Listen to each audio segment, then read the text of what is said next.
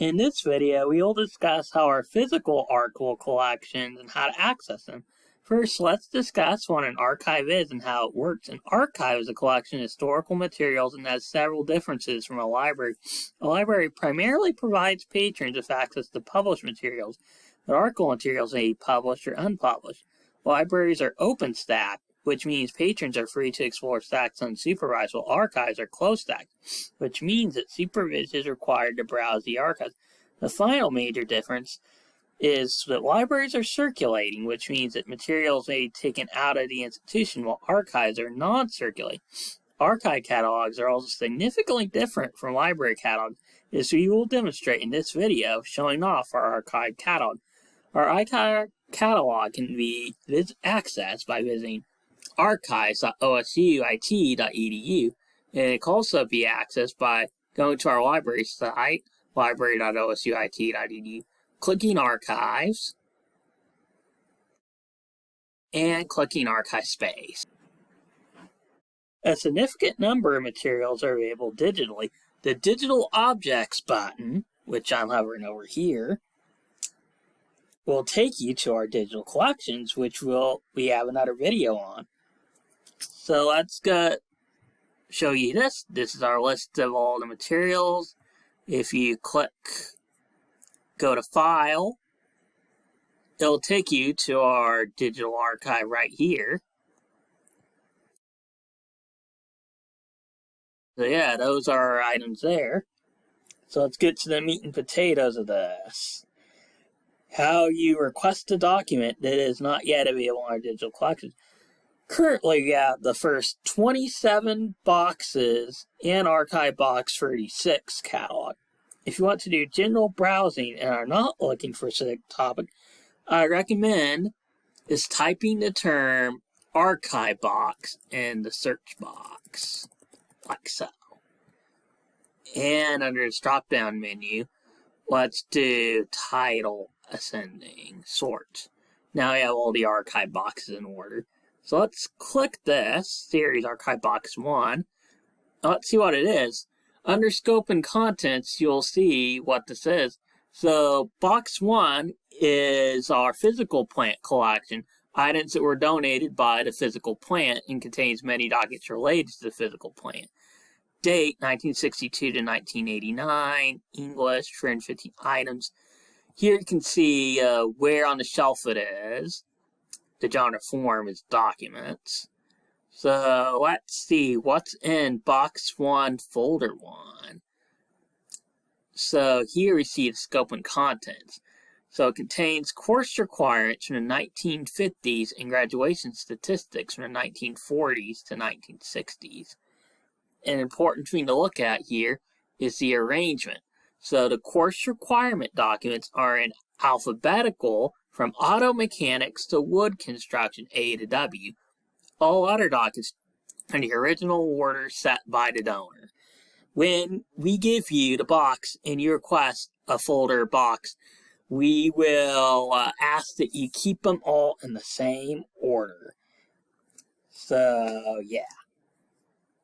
So the archivist will provide access unless there's a restriction. And let's talk about the restriction. The most common restriction is a PII, or Personal Identifiable Information Restriction, as well as other pieces of confidential information restrictions. So let's show an example of that. I'm going to type PII into the search box, and we'll get an example. So under the field Conditions Governing Access and Conditions Governing Use, you'll see this PII warning, access and use at archivist discretion. That means you need special permission to see this specific item. So the archivist will only provide access under specific circumstances for these documents. Now let's talk about important topics. I already mentioned the order. So yeah, remember, keep those in order.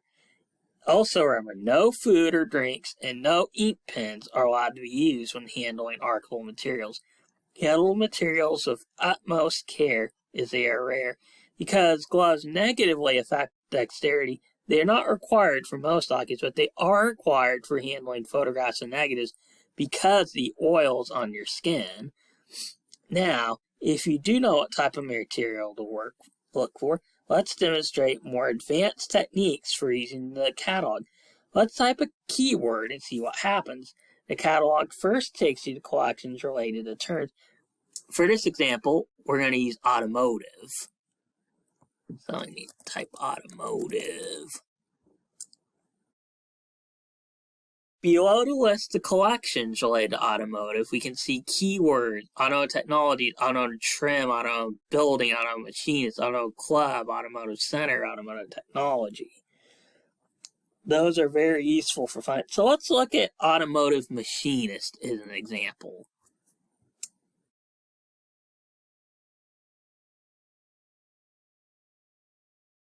So we have photographs, slides,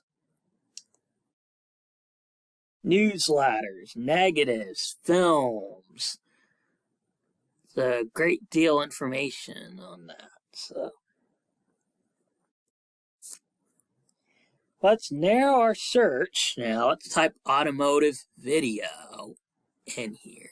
So if we type automotive video, here's the results that come up.